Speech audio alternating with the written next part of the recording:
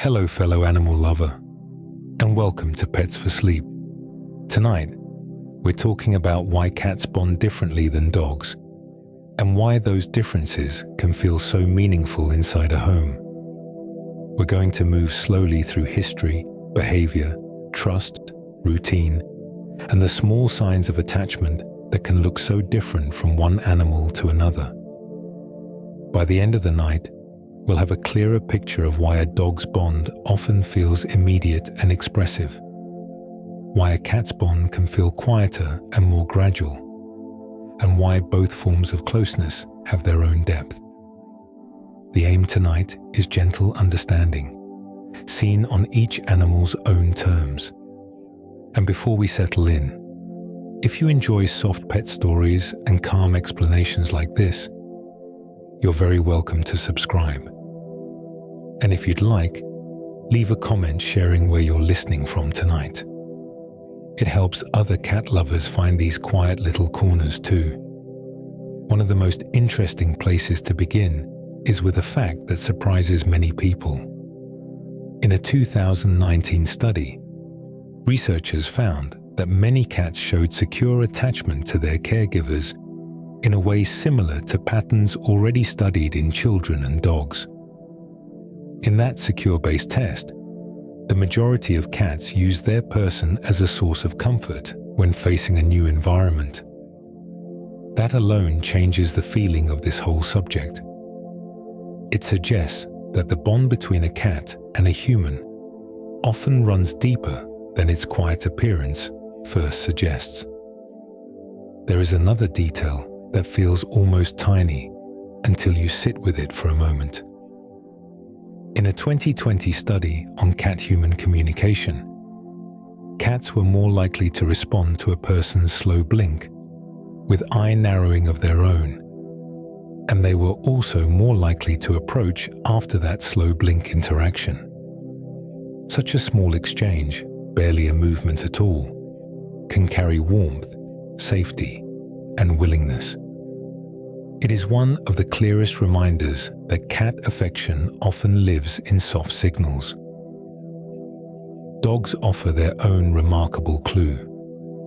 Research on dog-owner bonding has described an oxytocin-linked positive feedback loop, where a dog's gaze toward its owner can increase oxytocin in the human, which then encourages more affiliative interaction, which in turn supports the bond in the dog as well. In simple terms, a dog looking up at a person can help strengthen a shared emotional loop.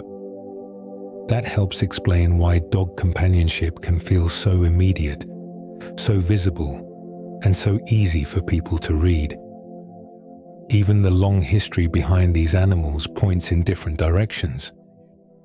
Evidence from archaeology and evolutionary research supports the idea that cats entered human life through a commensal path tied to early farming settlements, grain stores, and rodents. They arrived around human spaces because those spaces suited them. Dogs followed a different road, one shaped much earlier by cooperation, social life, and close responsiveness to people. Those separate beginnings still echo in the emotional style each animal brings into the home.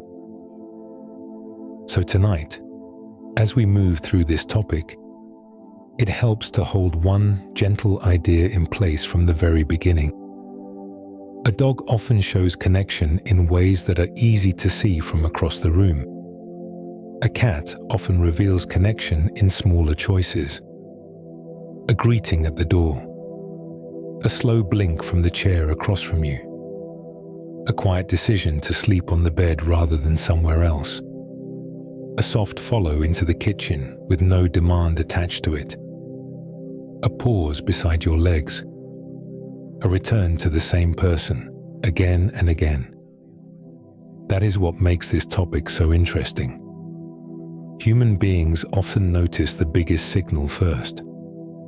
We see movement, enthusiasm, noise, and direct attention very quickly. We notice celebration. We notice excitement. We notice the animal that seems to say everything out loud. A cat asks for a different kind of attention from us.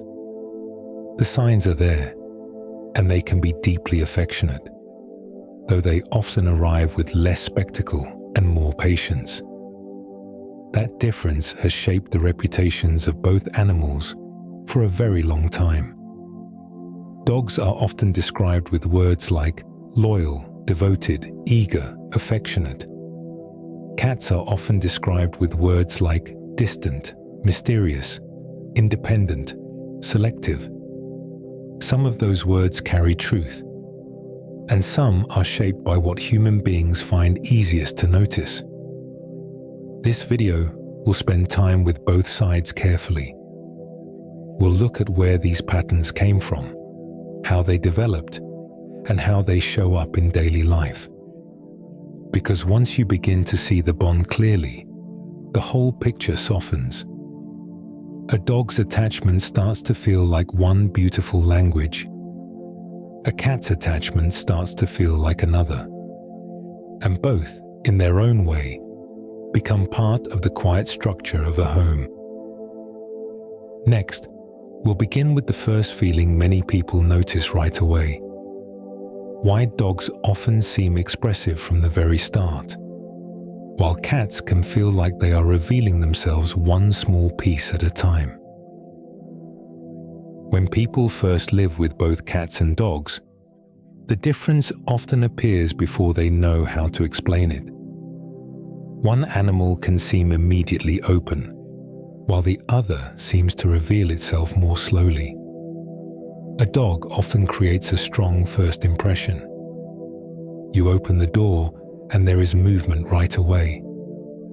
A body rushing forward, paws shifting on the floor, a tail moving with excitement, eyes fixed on you as if your return is the most important event of the day. Even people who have spent very little time around dogs usually understand this kind of greeting instinctively. It feels direct, it feels readable, it feels full of feeling. A cat can leave a different first impression. The cat may stay in place and simply watch. It may lift its head from the couch, blink once, and remain still. It may walk toward you after a few seconds, or after a minute, or perhaps later in the evening when the room has gone quiet again. To someone expecting affection to announce itself clearly, this can feel distant at first. Yet what looks quiet on the surface can still carry attention, familiarity, and presence. That early contrast shapes a great deal of what people believe. Dogs are often seen as openly affectionate because their behavior is easier to recognize in the moment. Cats are often seen as reserved because their signals are more measured and more dependent on timing. Human beings notice quick, visible emotion very easily. We are drawn to movement. We notice enthusiasm. We respond to what feels expressive from across the room. This helps explain why dogs are so often described in bright, immediate words. Loyal, devoted, loving, friendly. Cats are often described in softer, more distant language. Selective, independent, mysterious, reserved. These words are built from real experiences, though they are also shaped by what people happen to notice first. A bond that arrives with excitement is easy to name right away. A bond that gathers quietly can take longer to understand. Part of the reason this matters is because first impressions can become permanent stories in the human mind. A person may live with a dog for only a few hours and already feel wanted. A person may live with a cat for days or weeks before fully noticing the pattern of attention forming around them. The cat who sits 3 feet away every evening, who comes into the same room again and again, who waits outside a closed door, who sleeps on the same side of the bed, may be showing attachment in a form that asks for slower observation. There is also something important about rhythm here. A dog often meets the human day head-on. It greets the morning, the walk, the sound of keys, the opening of a cupboard, the return from work. Many dogs seem to move with the day in a highly visible way. Their bond lives right on the surface of routine. A cat often moves differently. The bond may appear in chosen moments: a quiet follow into the kitchen, a jump onto the chair once the house settles down, a pause beside your legs while you brush your teeth, a soft arrival in the evening, as if the cat has decided that now is the right moment to be near you. Neither style is shallow. They simply register differently in human perception. People are often trained by life itself to associate love with immediacy. We tend to understand feelings through visible expression. We look for eagerness, eye contact, touch, sound, quick response. Dogs offer many of these signs in ways that are easy for us to read. Cats often offer a different language, one made of timing, repetition, and understated choices. That is why the beginning of this subject matters so much. Before we talk about biology, history, attachment, or trust, we have to notice the first feeling many people carry into the topic. The dog seems to say everything out loud. The cat seems to leave more unsaid. From that first impression, whole reputations are built. One animal becomes the symbol of open devotion. The other becomes the symbol of quiet distance. And yet, first feelings are only the surface of a much longer story. Because when two animals bond with humans in such different ways, the question becomes deeper than personality alone. Where did these different rhythms come from in the first place? Why does one animal so often meet human life with active participation, while the other seems to arrive through observation, choice, and measured closeness?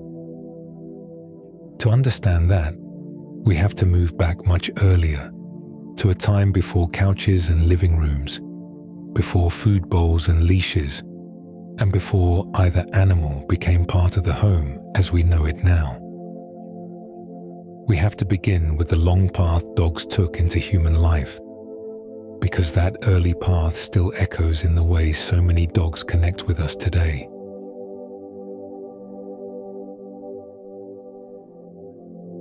Long before dogs were sleeping in living rooms or waiting by the front door, their story with humans had already begun. It began in a much older world, one shaped by movement, weather, danger, and shared survival. In that earlier setting, the relationship between humans and the ancestors of dogs seems to have formed through closeness in action. Dogs are widely understood to be the first animal humans domesticated. Their history with us reaches back far earlier than farming villages or settled domestic life. That matters because it means the dog-human bond was shaped in a world where people moved across landscapes, watched for risk, searched for food, and depended heavily on social awareness. The animal that would become the dog entered human life in a setting where attention and coordination were already very important. The ancestors of dogs came from ancient wolf populations, though likely from groups whose behavior made life near humans more possible over time. Some may have been more tolerant of human presence, less reactive to camp activity, or more willing to remain near places where food scraps and shelter were available. Humans may also have noticed that some of these animals were easier to live beside than others. Gradually, familiarity could begin where distance once existed. What matters most for this video is the kind of relationship that grew from that early closeness. The emerging dog-human bond appears to have been shaped by participation. Humans and proto-dogs were not simply sharing space. They were increasingly responding to one another in motion. Over many generations, they likely traveled in overlapping rhythms, noticed each other's behavior, and became socially meaningful to one another. This fits well with the social background dogs inherited. The ancestors of dogs were already group-living animals. In that kind of life, the actions of one individual affect the others. Attention matters, signals matter, timing matters. An animal shaped by that kind of social structure is already prepared, in a broad sense, to notice behavior and adjust in relation to others. When humans became part of that social world, the foundation for a highly interactive bond was already there. Over time, the animals best able to live successfully with humans were likely the ones better at reading human movement, tolerating human noise, and staying calm in human environments. Humans benefited too. An early dog could help detect danger, alert people to movement, assist in hunting, or simply add another layer of awareness to camp life. This created a relationship built around usefulness, presence, and shared rhythm. That long history still echoes in the behavior of modern dogs. Many dogs seem naturally inclined to track human movement and respond to human routines. If a person stands up, the dog notices. If someone walks toward the door, the dog may rise immediately. If a voice changes, the dog may look up. These reactions feel familiar to us now, though they reflect a relationship with very deep roots. Humans became central social partners in the life of the dog. This helps explain why dog attachment can feel so immediate. A dog often appears emotionally available in a way people can read very quickly. Looking toward us, following us, greeting us, waiting for us, and joining us all fit the long pattern of a species shaped by social responsiveness. The dog often feels engaged with human life as it unfolds moment by moment. It also helps explain why people often experience dogs as openly devoted companions. The bond is easy to see because so much of it lives in visible participation. A dog does not always seem content to remain only in the background. Many dogs appear to want to be part of the activity itself. That style of connection makes sense to human social instincts. We understand being greeted. We understand being accompanied. We understand the animal that seems eager to move through the day with us. So when people describe dogs as expressive, attentive, and deeply attached, they are often feeling the legacy of this very old history. Dogs came into human life through a path that rewarded engagement, responsiveness, and shared activity. Their bond with us was shaped through motion and social connection over thousands of years. The cat-human story began differently. Cats also came close to human life, though their path was quieter and more tied to place than shared action. To understand why cat attachment often feels more measured and selective, we have to leave behind the moving world of early dog domestication and step into a different setting altogether. The early settlement, the stored grain, and the quiet edge of human domestic life where cats first began to linger. The cat-human story seems to have begun in a quieter way. Rather than entering human life through shared hunting, guarding, or travel, cats appear to have come closer through place itself. Their early connection with people was tied to settlement, food storage, and the slow familiarity that can grow when two species keep returning to the same environment. This story likely begins with the rise of agriculture. Once human beings started storing grain, they also created something else without meaning to, a steady attraction for rodents. Mice and rats were drawn to these stores of food, and where rodents gathered, wildcats had reason to linger nearby. In that setting, early human settlements became useful landscapes for small feline hunters. Cats did not need to be invited in all at once. The environment itself was already giving them a reason to stay close. That beginning matters because it shaped the emotional style of the relationship that followed. The cat-human bond seems to have grown first through tolerance and repeated proximity. Humans benefited from having skilled rodent hunters nearby. Cats benefited from an area where prey was easier to find. Over time, a pattern of mutual usefulness could settle into something more familiar. The relationship did not need to begin with constant interaction. It could begin with presence. This is one of the clearest differences between the early story of cats and the early story of dogs. Dogs seem to have entered human life through a more active kind of partnership. Cats came near through a quieter form of coexistence. Their path into domestic life was closely tied to the edge of the human world, rather than its center at first. They lived near people before they fully lived with people. That quieter path helps explain why cat attachment can still feel so linked to place. Cats are often deeply aware of environment. Rooms matter, pathways matter, sounds matter, routines matter. Their ancestors were successful partly because they could move carefully through a landscape, observe it closely, and use it well. Early human settlements would have been part of that landscape. A cat who learned where the food was, where the rodents moved, where people were calm, and where rest was safe, had reasons to return again and again. As this pattern continued over many generations, the relationship between cats and humans deepened. Familiarity tends to change perception. An animal once seen as passing through may begin to feel like part of the place.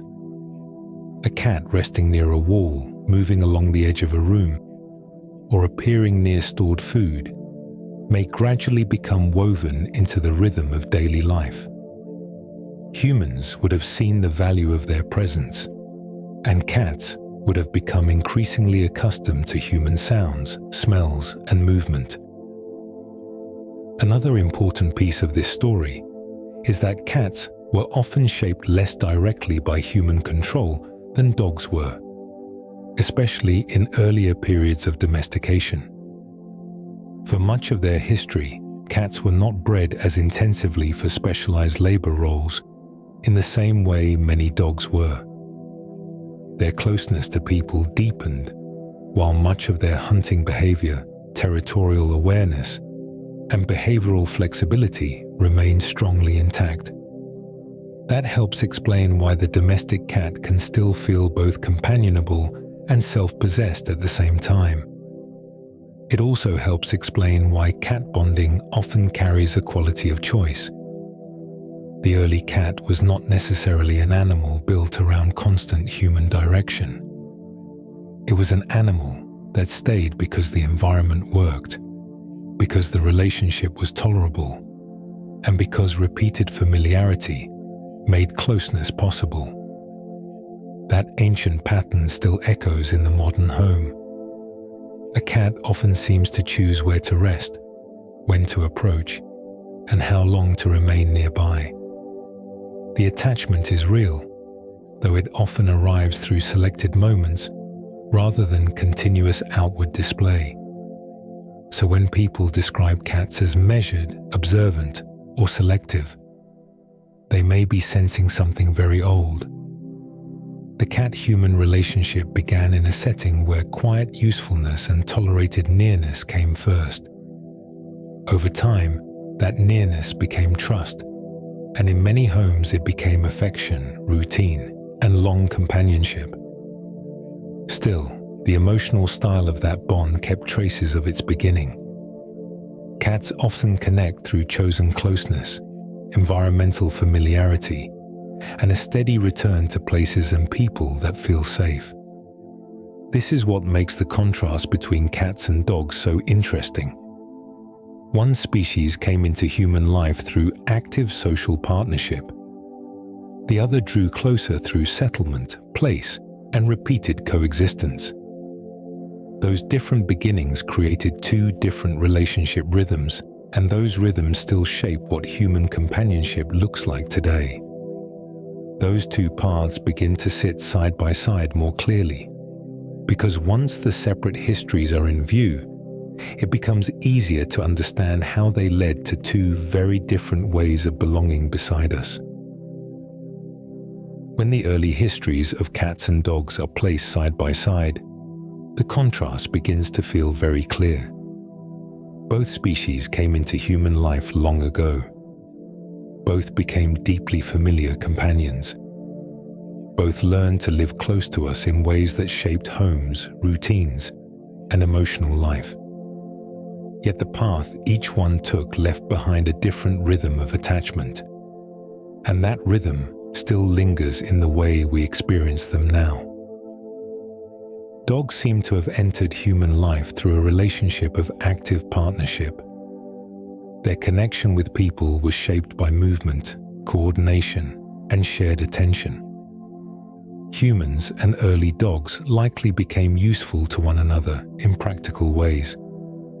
And over long periods of time, that usefulness deepened into social closeness. The dog was not simply nearby.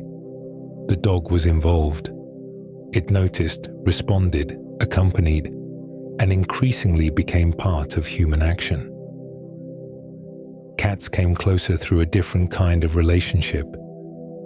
Their bond with humans appears to have formed around place, opportunity, and repeated coexistence. Early settlements created conditions that suited them. Rodents were present, shelter was present. Human activity became part of the landscape around them. Over time, tolerance became familiarity, and familiarity became a more settled kind of closeness. The cat did not need to join every human activity in order to belong near it. That difference helps explain something many people feel right away, even if they never put it into words. A dog often seems to step directly into the emotional space of a household. It becomes involved in arrivals, departures, voices, footsteps, doors, meals, and routines. A cat often seems to enter that same emotional space more quietly. It may be deeply connected to the home and to the people inside it, though its connection often appears through patterns of chosen presence rather than continuous participation. In this sense, dogs and cats both belong, though they belong in slightly different ways. The dog often belongs through engagement. Its closeness can feel outward, immediate, and woven into activity. The cat often belongs through familiarity. Its closeness can feel calmer, more selective, and tied to repeated return. One relationship style often moves toward the human. The other often settles beside the human. Both carry warmth. Both carry meaning. They simply arrive in different forms. These histories also shape what each animal may seem to expect from a relationship. A dog often appears comfortable with shared direction. It tends to respond to cues, join routines, and take part in group flow. This fits the long history of a species shaped by social coordination and active responsiveness. A cat often appears more comfortable with a relationship that leaves space for self-directed timing. It may approach, withdraw, rest nearby, observe, and reappear according to its own rhythm. This fits a history shaped by coexistence, territory, and environmental choice. Neither style is more complete than the other. Each one reflects the kind of world from which the bond first emerged. Dogs carry the legacy of participation. Cats carry the legacy of settled nearness. When those old patterns enter modern homes, they become easy to recognize in daily life. The dog may rise the moment someone stands. The cat may remain still, then appear quietly a few minutes later in the same room. The dog may greet change with excitement. The cat may greet it with observation. The difference is not emptiness on one side and feeling on the other. It is difference in expression, rooted in very old experience. This helps us see why so many people interpret these two animals so differently. Human beings tend to notice action first. We quickly read movement, enthusiasm, direct response, and visible social signals. Dogs often meet us in that space very naturally. Cats often ask us to slow down and notice another kind of pattern. A cat may show attachment through reliability rather than intensity, through returning rather than rushing, through staying nearby rather than stepping into every moment. Once that is understood, the contrast between them begins to feel less like a mystery and more like a continuation of history. The home, then, becomes a meeting place between ancient patterns and modern life. Inside one house, a dog may express its bond in ways that are easy to see from across the room. A cat may express its bond through timing, placement, and quiet repetition. One style tends to feel bright and immediate. The other tends to feel subtle and cumulative. Both can become deeply moving once their rhythm is understood. And this is where the emotional language of the bond truly begins to open. History explains part of the difference, though history alone does not tell the whole story. These older paths continue living inside each animal through social behavior itself, through the ways dogs and cats relate to others, read the environment, and organize closeness in everyday life.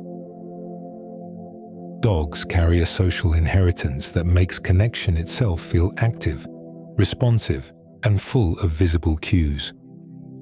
Long before a dog becomes part of a household, it already comes from a line of animals shaped by social coordination. The ancestors of dogs lived in ways where paying attention to others mattered.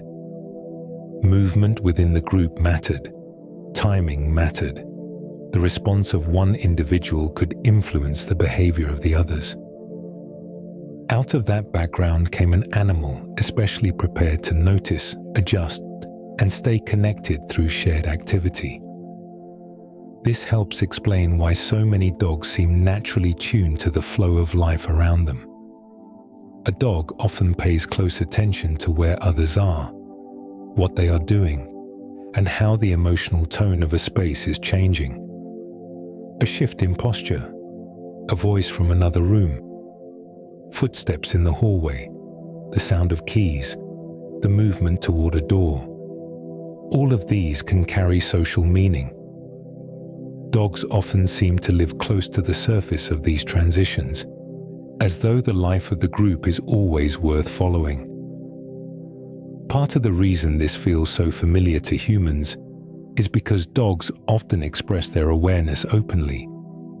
They may lift their head when someone stands. They may move across the room when a person changes location. They may look back during a walk, pause at a doorway, or settle in a place where they can keep the household in view. These actions can seem simple, though together they reveal a style of social life built around monitoring connection. For many dogs, shared activity also seems rewarding in itself. Going for a walk, waiting beside a person in the kitchen, watching someone work, playing a game, or simply moving from room to room together can all carry a sense of participation. The dog is often not only occupying the same home, it is joining the motion of the home. This is one reason dog companionship can feel so immediate. Their bond often appears through involvement. There is also a quality of checking in that shapes the dog's social world. Many dogs seem to maintain a quiet thread of awareness toward the people around them. They may glance over while resting, adjust their position to remain nearby, or rise and follow after a certain amount of distance opens up. This does not mean every dog is constantly dependent or equally social in the same way. Individual personality matters. Breed history matters. Life experience matters. Even so, the broader pattern remains familiar. For many dogs, connection is maintained through ongoing responsiveness. Security can also live inside that responsiveness. A dog often seems calmer when the social environment feels readable. Familiar people, repeated routines, and stable emotional cues help create a sense of order. When the group feels settled, the dog often settles too. When energy rises, many dogs notice that as well. Their awareness of social rhythm can make them feel deeply woven into household life. This is one reason people so often experience dogs as emotionally expressive companions. The signs are visible. A dog's social world tends to show itself on the outside through movement, orientation, checking in, waiting, greeting, and joining. Humans can recognize these patterns quickly because they resemble forms of connection we also understand in our own species. Attention feels like care. Following feels like interest. Participation feels like closeness. So when a dog greets someone with excitement, lies nearby during the evening, watches a person's face, or rises the moment a family member leaves the room, these behaviors are part of a larger social pattern.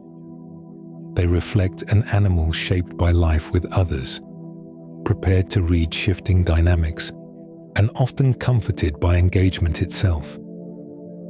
Cats also have a social world of their own, though its structure feels quieter, more flexible, and more closely tied to space, familiarity, and chosen timing. Cat social life tends to feel quieter on the surface, though beneath that calm is a rich pattern of space, familiarity, and selective connection.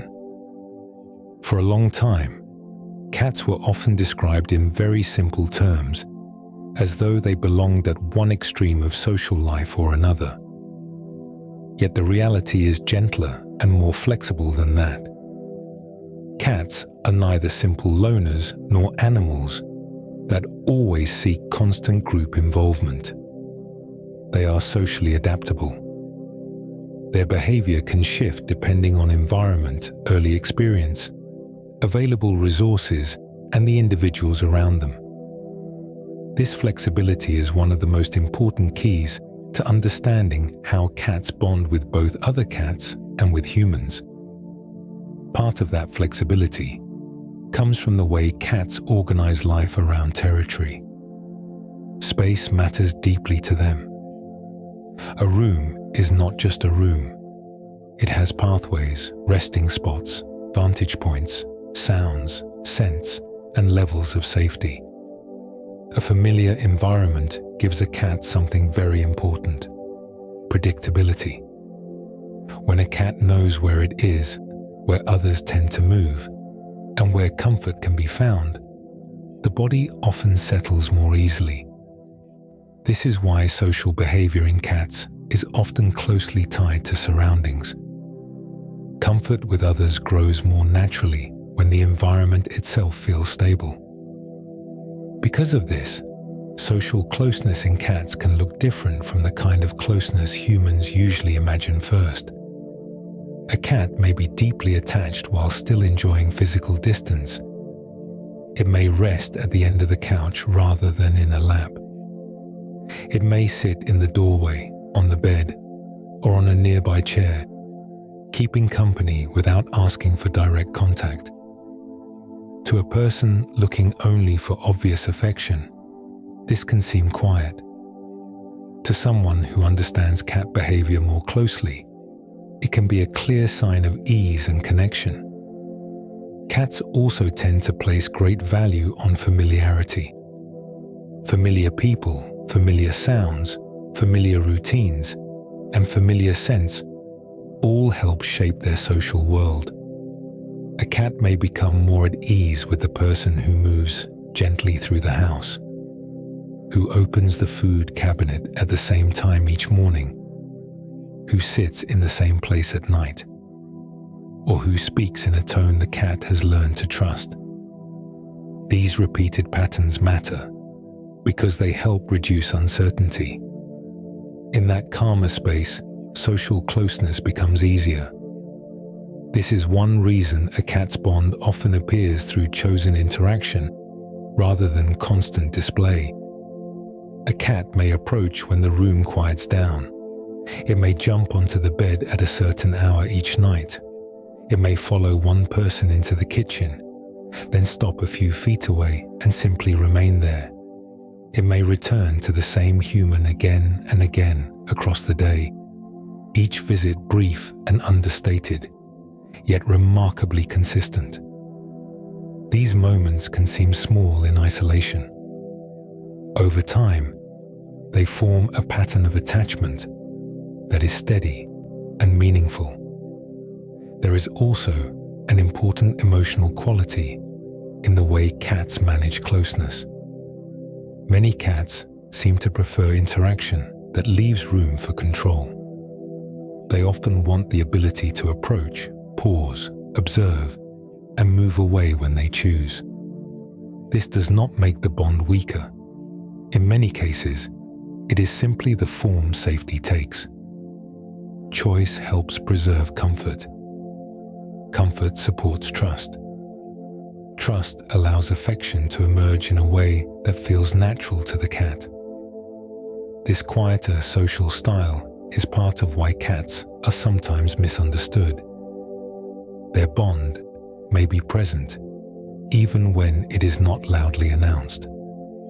A cat does not always need to fill the room with movement in order to feel connected. Sometimes the bond lives in a repeated presence, in a slow arrival, in a body that settles nearby rather than directly on top of someone. Once this is recognized, cat social life begins to feel less distant and more finely detailed. So while dogs often make social connection easy to see through open participation, cats often reveal it through space and familiarity. Their social world is full of choices that carry meaning. Who they approach, where they rest, when they return, and how long they remain can all become part of the language of attachment. That quieter language becomes even more interesting when we look at how closely cats and dogs both watch human life, because each species learns a great deal about us, though they tend to do so in very different ways. Living beside humans for so long has made many dogs especially skilled at noticing what people are doing, feeling, and preparing to do next. A dog often seems to live with one part of its attention gently turned toward the human world. This can be seen in very ordinary moments. Someone stands up from a chair, and the dog lifts its head. A hand reaches for shoes or keys, and the dog is suddenly alert. A person walks into the kitchen, changes tone of voice, opens a cupboard, or moves toward the front door, and the dog often notices almost immediately. These moments can feel so normal that they are easy to overlook, though together they show how closely many dogs track the flow of human life. Part of this comes from the way dogs respond to visible cues. Dogs are often very good at following gaze direction, hand gestures, posture changes, and facial orientation. Even when no words are spoken, a dog may pick up on where a person is looking, whether they are leaving or staying, whether the atmosphere feels playful or serious, and whether something important is about to happen. Human beings also communicate a great deal through movement without realizing it, and dogs seem unusually prepared to read those patterns. Tone of voice matters too. A dog may not understand every word in the way a person does, though it often responds strongly to how something is said. A warm tone, a sharp tone, a soft call from across the room, or the excited rhythm of a familiar phrase can all carry meaning. Over time, these sounds become part of a larger map the dog builds around daily life. The dog learns what usually happens before a walk, before food, before bedtime, before visitors arrive, or before the house grows quiet for the night.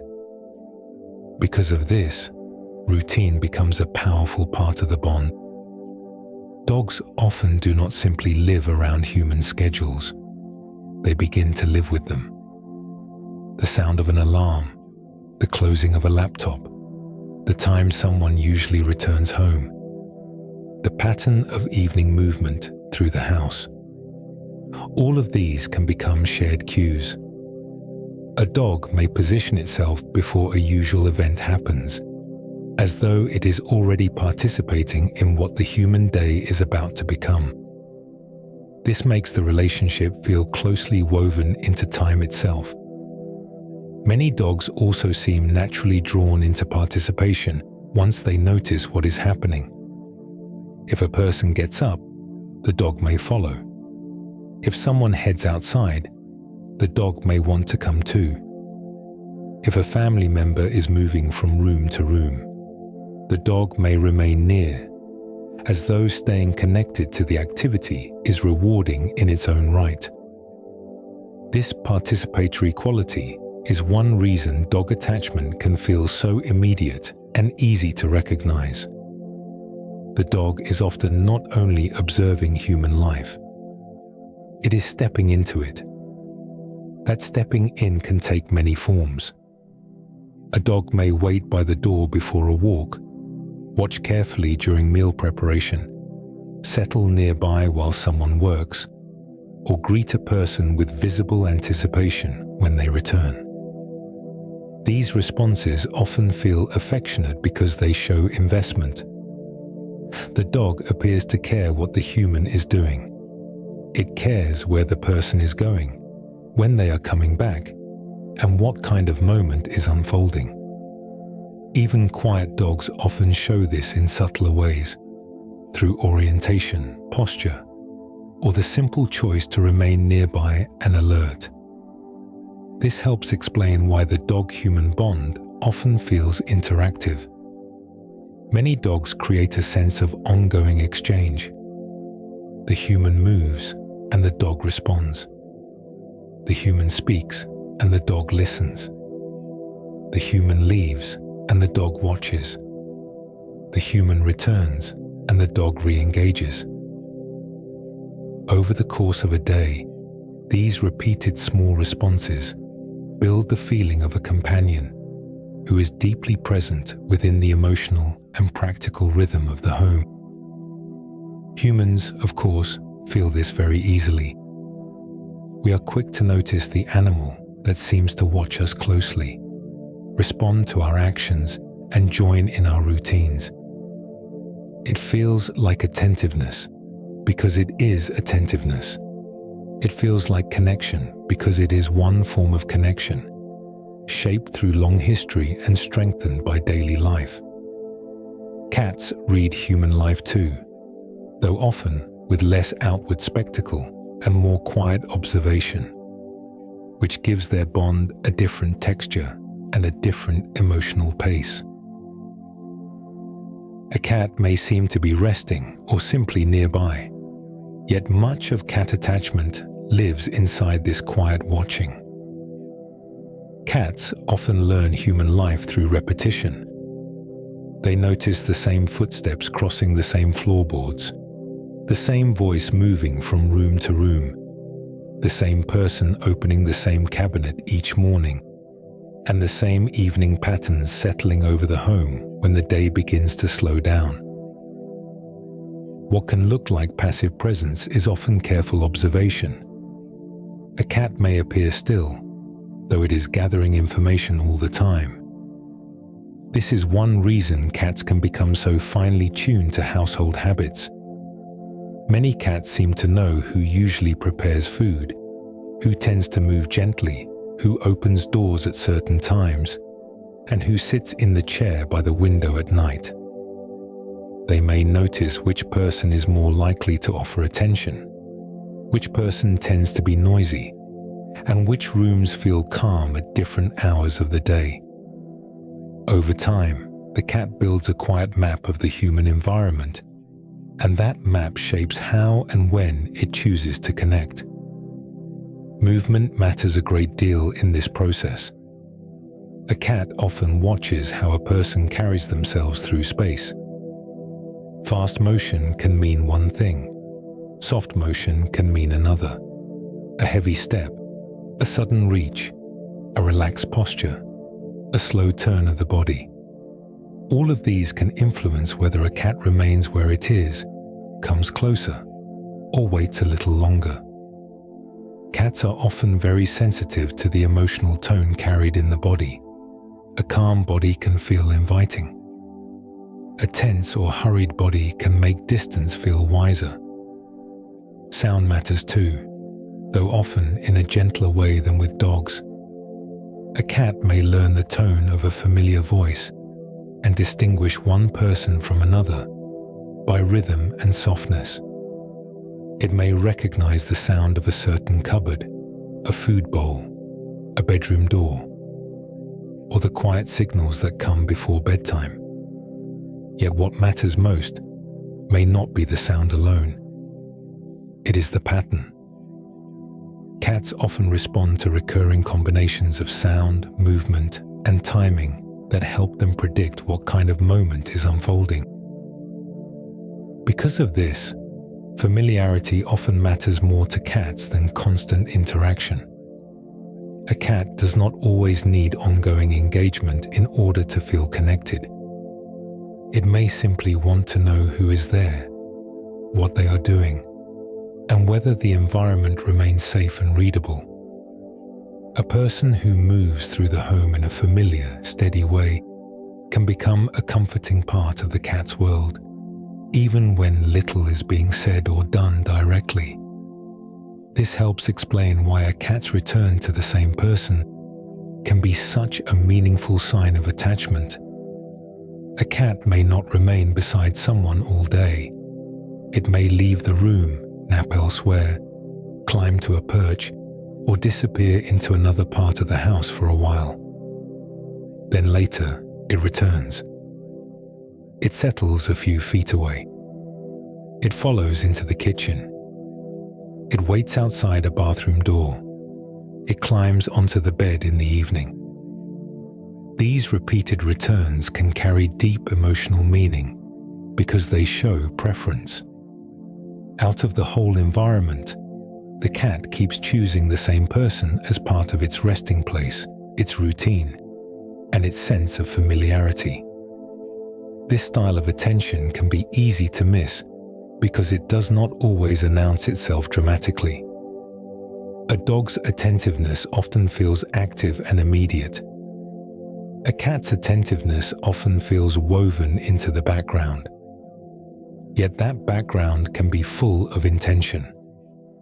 The cat who appears in the room where you work each afternoon, who watches from the hallway while you cook, or who settles nearby once the house grows quiet is often expressing a bond in the language that feels most natural to it. There is something gentle in that kind of connection. The cat does not always step into the center of a moment. Often, it stays near the edge of things, observing first, approaching later, and letting closeness emerge through repeated calm choices. That quiet pattern is part of what makes cat attachment feel so gradual and so personal once it becomes clear. And beneath all of this behavior lies another layer entirely, because the signs we can see on the outside are only part of bonding. Attachment also has an internal side, shaped by comfort, memory, safety, and the body's response to familiar companionship. Beneath greetings, routines, and familiar habits, bonding also has a biological side, shaped by stress, safety, and repeated emotional experience. When people think about attachment, they often notice the visible parts first. A dog greets someone at the door. A cat settles into a familiar corner of the bed. One animal follows closely through the house. Another returns quietly to the same person each evening. These behaviors are easy to observe, though beneath them is a deeper layer of bodily experience. Companionship is also something the body learns. In mammals, attachment is connected to systems involved in comfort, regulation, memory, and social familiarity. This means bonding is not only a matter of habit in a simple sense. It is also tied to how the nervous system responds to repeated experience. When an animal comes to associate a person with safety, predictability, warmth, food, gentle touch, or a calm environment, the body begins to treat that presence as meaningful. Over time, familiarity itself can become regulating. This helps explain why routine matters so much in both cats and dogs. Repeated positive experience does more than create expectation. It helps build emotional steadiness. A dog that walks with the same person each day, rests near them in the evening, and hears the same voice in a relaxed tone is living inside a pattern the body can learn. A cat that eats at a familiar time, watches the same person move through the home, and settles near them during quiet hours is learning a pattern too. In both cases, attachment grows through repetition that feels safe and readable. Oxytocin is often mentioned in discussions of mammalian bonding, and for good reason. It has been linked to social connection, affiliative behavior, and emotional closeness across many species. It is part of the broader biological story of how social relationships can become calming and rewarding. In dogs, oxytocin has often been discussed in relation to gaze, closeness, and human interaction. In cats, the research is still developing in a more modest and careful way, though the larger point remains useful. Bonding is not only symbolic or behavioral, it also lives in the body through chemistry, memory, and regulation. Stress matters here as well. An attachment figure can become important partly because that individual helps reduce uncertainty. A familiar person often brings a known voice, known routines, known movements, and known outcomes. For a dog, this may support confidence and participation. For a cat, it may support relaxation and willingness to remain nearby. In both cases, the body begins to treat that person as part of a safer environment. Over time, the emotional meaning of that presence deepens. This is one reason calm interaction matters so much. Bonding often grows strongest where there is consistency rather than intensity alone. gentle repetition can be more powerful than dramatic moments. Feeding at the same hour, sitting in the same place, speaking in a familiar tone, walking through the home in a predictable rhythm. All of these help create emotional safety. The animal does not have to guess as much. The body can settle. And when the body settles repeatedly in the presence of someone, attachment often becomes stronger. Positive association also plays an important role. Comfort, food, play, rest, warmth, and predictable care all gather around the person over time. That person becomes linked with good outcomes, though the bond usually grows beyond simple reward. The relationship begins to carry emotional familiarity of its own. Presence itself can become meaningful, even during quiet moments when nothing much is happening on the surface. So the emotional life of companionship is both behavioral and biological. We see it in movement, posture, routine, and approach. We also feel its effects through the body's response to safety and familiarity. This makes attachment more than a visible pattern. It becomes part of how an animal experiences calm, recognition, and belonging within the home. One of the clearest places where this internal connection appears on the outside is in visual attention, because the way cats and dogs look at us can reveal a great deal about comfort, trust, and emotional closeness. Looking is one of the simplest social acts, though in animals it can carry many layers of meaning depending on species, context, and comfort. Human beings place a great deal of emotional meaning on eye contact. We often associate it with attention, warmth, honesty, recognition, and presence. Because of that, we tend to notice very quickly when an animal looks at us in a way that feels direct or emotionally charged. This is one reason dogs can seem so easy for people to read. Their gaze often feels open and socially engaging, especially with people they know well. Many dogs look toward humans often. They look when waiting, when checking in, when anticipating something, when asking for guidance, or when simply resting nearby.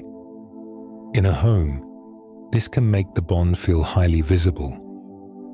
A dog may lift its eyes toward a person during a walk, during a pause in conversation, while waiting in the kitchen, or after hearing a change in tone. These glances can seem small, though they create the feeling of an ongoing social thread. The dog appears emotionally present within the moment. This matters because gaze is one of the clearest ways social attention becomes visible. A dog does not need to touch someone in order to show connection. Looking can do a great deal on its own. It can express anticipation, trust, curiosity, and involvement. Research has also suggested that dog-human gaze may play a role in bonding processes linked with oxytocin, which helps explain why mutual looking can feel so emotionally meaningful between dogs and people. Even without thinking about the biology directly, many people feel the effect. When a dog looks at them, it can feel like a form of closeness. Cats use visual attention too, though the style is often softer and more understated. A cat may watch a person from across the room, from a bed, from the doorway, or from a favorite perch.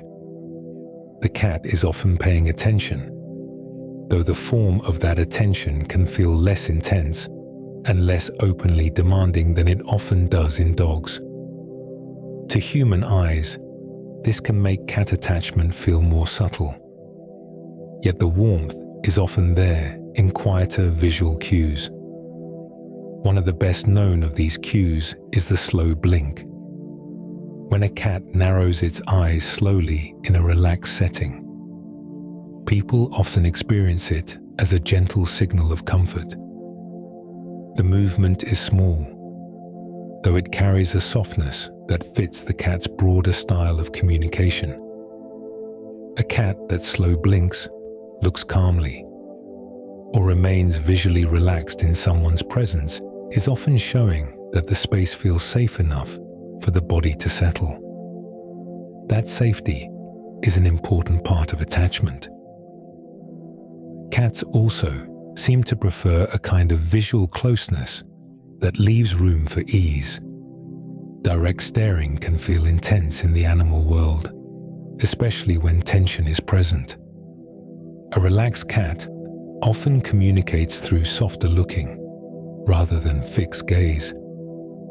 This means the emotional meaning is easy to miss. If someone is only looking for the more obvious kind of eye contact people often value in dogs or in one another.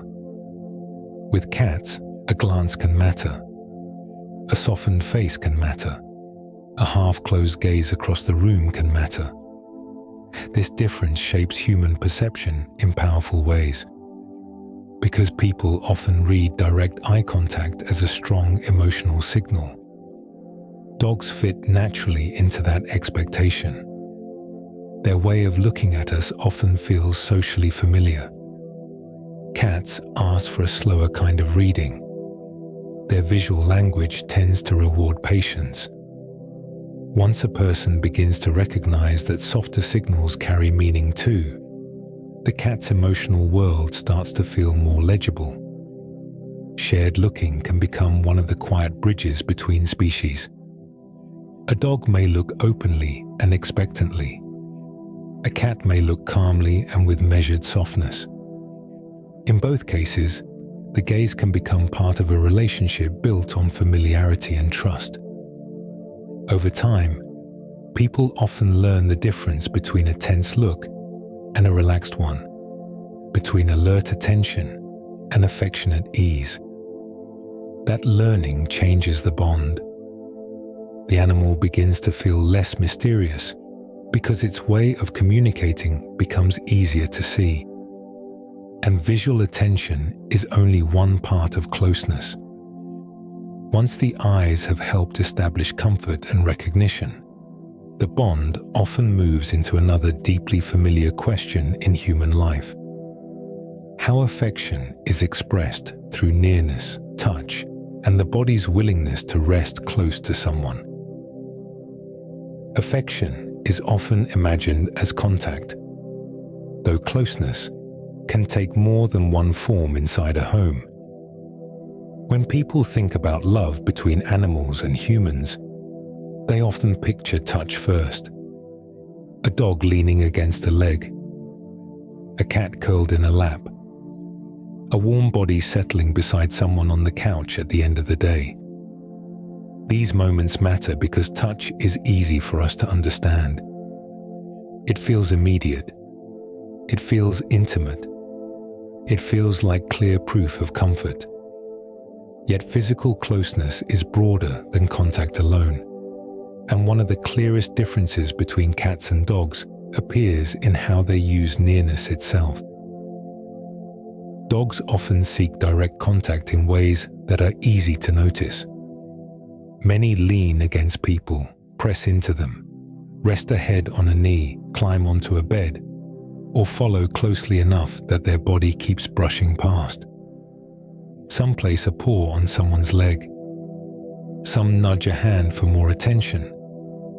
Some settle directly against a person, as though physical contact is one of the most natural parts of being together. This makes dog affection feel very readable. The body is part of the message, and the message often arrives clearly. This style of closeness fits much of what we have already explored. Dogs often connect through visible participation, and touch is one more way that participation becomes easy to feel. A dog that leans against someone during a quiet evening is doing more than finding a comfortable position. The dog is often sharing warmth, presence, and reassurance through the body. It is creating a sense of togetherness that human beings recognize almost instantly. Cats may enjoy contact too, and many do. Some cats climb into laps, sleep against a shoulder, press their head into a hand, or curl tightly beside a familiar person. Yet even very affectionate cats often approach physical closeness with a more selective rhythm. Contact may come in shorter visits. It may happen at certain times of day.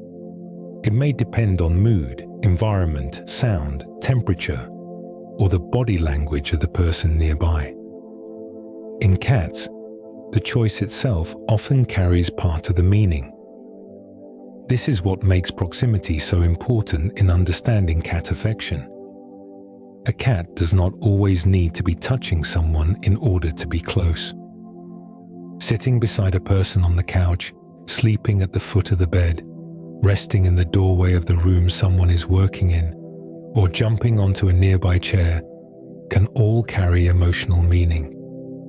The cat has chosen that place out of the whole home. It has chosen that distance, that moment, and that person. For many cats, this measured nearness is already a form of affection.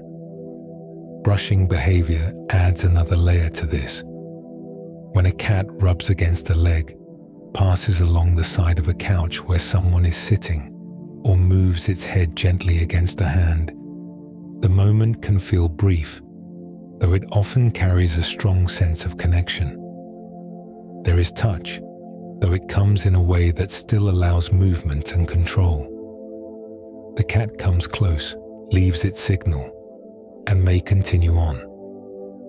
This can make cat affection feel both soft and deliberate at once. What both species share is that physical closeness often reflects safety. Animals rest near what feels familiar and trustworthy. They place their bodies where they can relax. A dog stretched across the floor beside a person, and a cat sleeping quietly at the edge of the bed are each showing something important. The body is settling. Vigilance is lower. The environment feels known enough for rest. In that sense, nearness becomes a physical expression of trust. Familiarity matters here too. Repeated closeness builds its own comfort over time. A dog that always chooses the same spot near its person each evening turns that space into a ritual. A cat that begins sleeping closer over weeks or months may be showing the slow deepening of the bond through the body. The changes can be small, though they often mean a great deal. Distance shortens, rest becomes easier, presence becomes more shared. This is why physical affection can feel so different between cats and dogs, while still carrying equal emotional weight. One may lean in quickly and often. The other may arrive with more timing and precision. One may use contact as a steady part of connection. The other may use chosen nearness as a quiet language of trust. Once that difference is understood, both begin to feel deeply expressive in their own way. And touch is only one part of how closeness becomes visible. Bonding also has a sound to it. And the voices animals use with humans reveal another layer of how attachment takes shape. Some relationships are easy to hear. Others arrive through softer sounds that gather meaning through repetition. The bond between humans and animals is often described through movement, gaze, and touch, though sound plays an important role too. A home has its own emotional atmosphere, and part of that atmosphere comes from the voices that fill it. The sound of a dog greeting someone at the door, the small trill of a cat entering a room, the low hum of purring at night, or the quiet whine of anticipation before a walk can all become part of the feeling of companionship. Over time, these sounds stop being random noise. They become familiar signals within a shared life. Dogs often vocalize in ways humans notice quickly. Barking is the clearest example. It carries across rooms, interrupts silence, and draws attention right away. A dog may bark at the door, at a passing sound, during play, or when someone returns home. Some dogs also whine, huff, grumble, or make excited greeting noises that feel full of energy. Because these sounds are outward and easy to hear, they help make dog attachment feel emotionally visible. The dog often seems to announce its interest, excitement, or concern in real time. This fits the broader style of dog companionship. Dogs often show connection in ways that are active and easy to recognize. And vocalization is one more part of that pattern. A dog waiting for dinner may whine softly. A dog hearing keys may begin to stir and vocalize before the walk even begins. A dog reunited with a familiar person may produce sounds that seem almost impossible to mistake for indifference. Humans tend to respond strongly to these moments because sound feels immediate. It reaches us without effort. Cats use sound too, though often in a more selective way. Meows, trills, chirps, purrs, and other softer vocal signals can all become part of a cat's relationship with humans. One of the most interesting things about cat vocalization is that some of it seems especially shaped by life with people. Adult cats do not rely on meowing with one another in the same way they often do with humans. In many homes, the cat's voice becomes part of a social language developed within that specific relationship. This makes cat sound feel very personal. A cat may have one meow for food, another for greeting, another for being let into a room, and another that seems to appear only during quiet moments with a familiar person. Some cats trill when approaching, as if gently announcing their arrival. Some purr when resting close, being touched, or settling into a familiar place.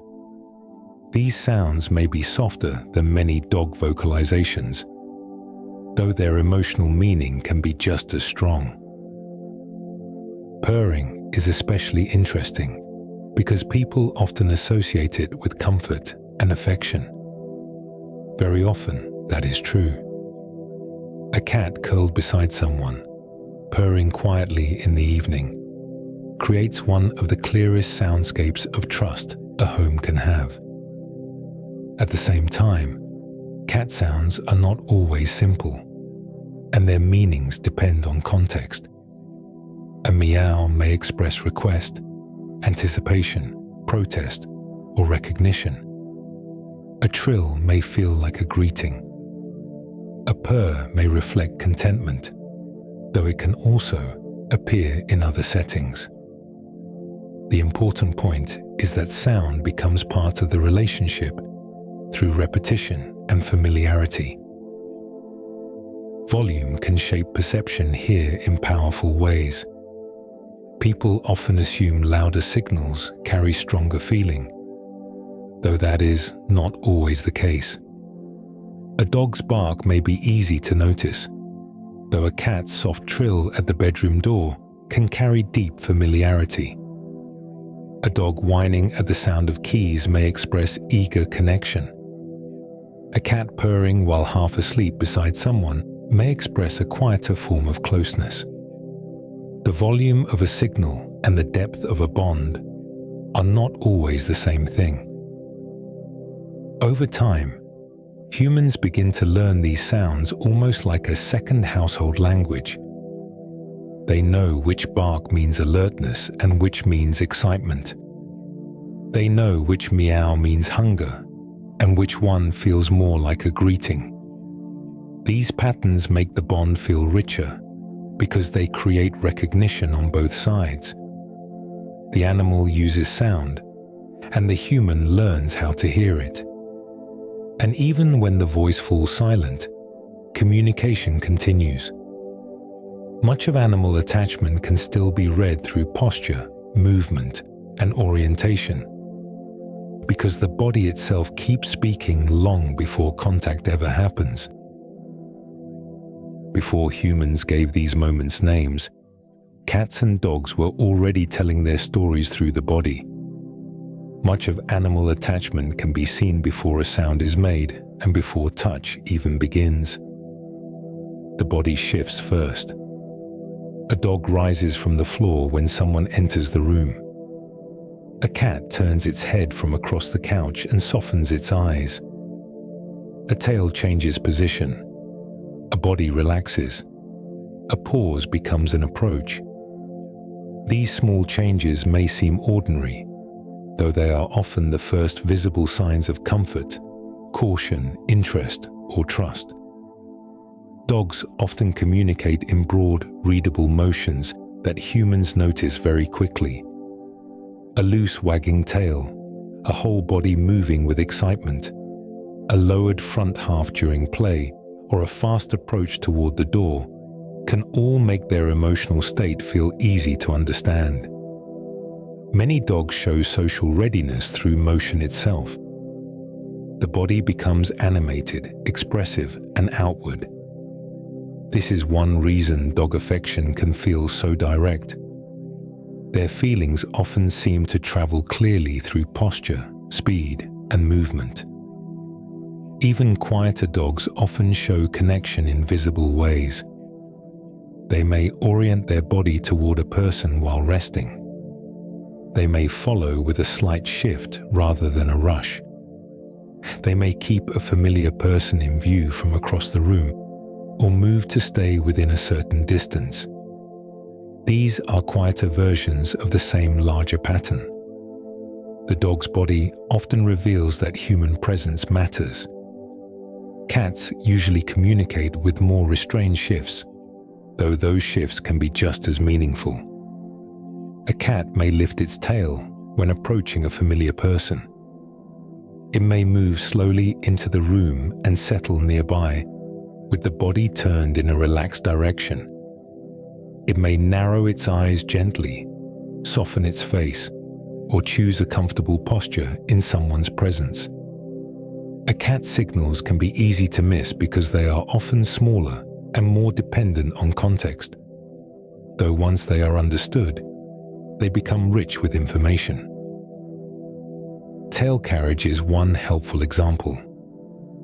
In dogs, tail movement is often noticed first because it is active and easy to see, though the meaning depends on speed, height, looseness, and the rest of the body. In cats, the tail can also carry important social information. A cat approaching with its tail held comfortably upright often gives a very different feeling from a cat whose tail is low, tense, or moving sharply. The same is true for the rest of the body. A relaxed back, unhurried steps, and an easy pause near someone can tell a quiet story of trust. Movement speed matters too. A fast movement can reflect excitement, urgency, or overstimulation. A slower movement often feels more settled. The body can show whether the animal is arriving with ease, checking the space carefully, or preparing to withdraw. In both cats and dogs, approach and distance are part of the language.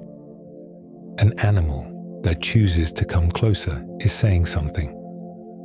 An animal that stays, rather than leaving right away, is saying something too. This is why posture matters before contact ever happens. A dog may invite interaction through openness in the body, long before leaning in. A cat may reveal comfort through a slow approach and a relaxed sit before any brushing or curling up occurs. Trust often shows itself in stages. First, the body softens, then distance closes. Then contact may or may not follow. When people learn to notice these stages, attachment becomes much easier to recognize. Orientation also carries meaning. Where the body points, where it settles, and what it keeps in view, all help reveal social preference.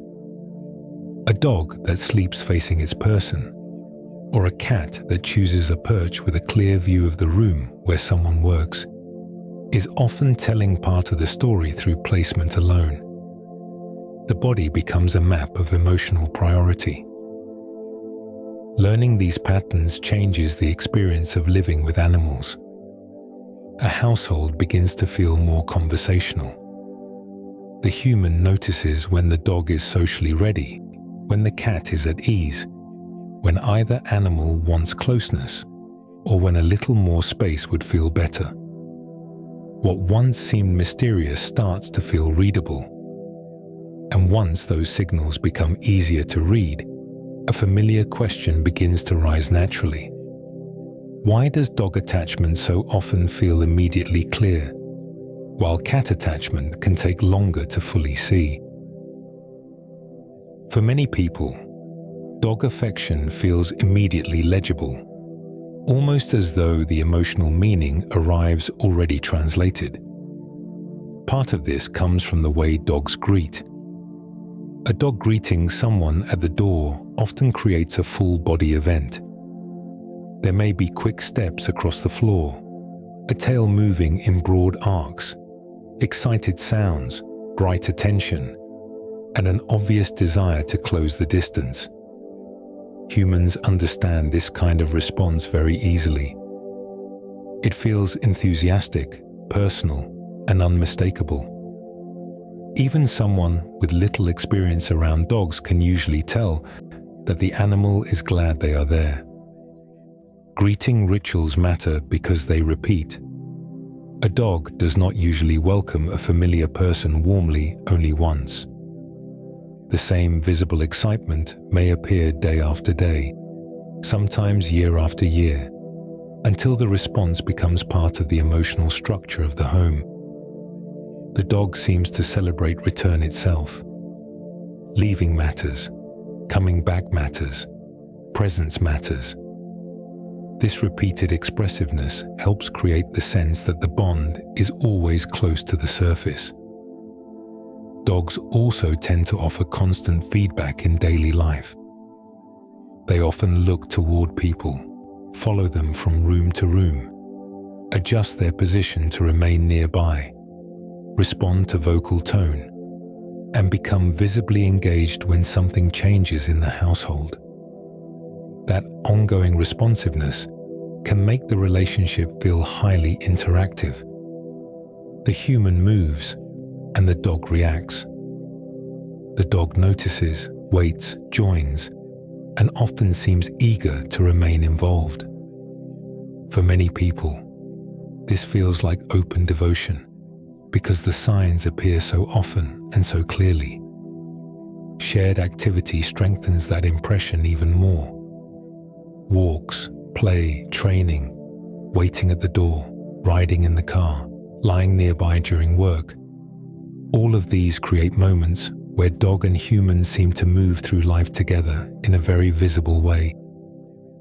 The bond is carried not only through affection in stillness, but through mutual engagement.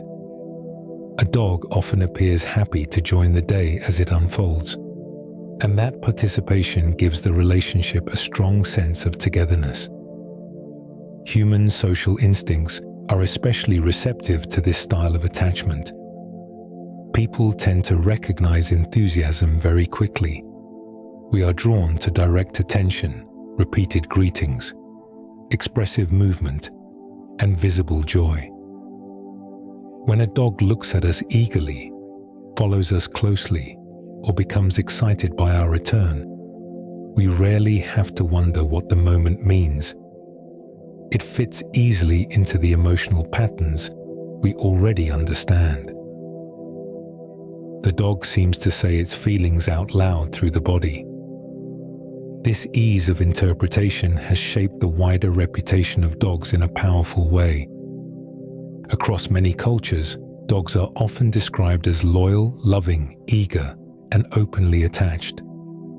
Those words do reflect real qualities, though they also reflect how naturally dogs fit human expectations for visible affection. Their bond is easy to notice because it often arrives in a form people already know how to read. Movement becomes meaning almost instantly. This does not mean every dog is equally expressive in the same way. Temperament varies. Age, breed history, training, and experience all matter. Some dogs are exuberant. Some are gentle and quiet. Some greet with explosive joy. Others greet by calmly sitting nearby and keeping a soft watch on the room. Even so, the larger pattern remains familiar. Dog attachment often becomes visible through repeated outward signals that reassure humans of the relationship again and again. That visibility can make dog affection feel emotionally certain. The signs appear often enough that the bond rarely feels hidden. The dog checks in, approaches, responds, and participates. Over time, these moments accumulate into a strong sense that the relationship is present and active all day long. The emotional language feels immediate because it is being spoken constantly through posture, movement, and involvement.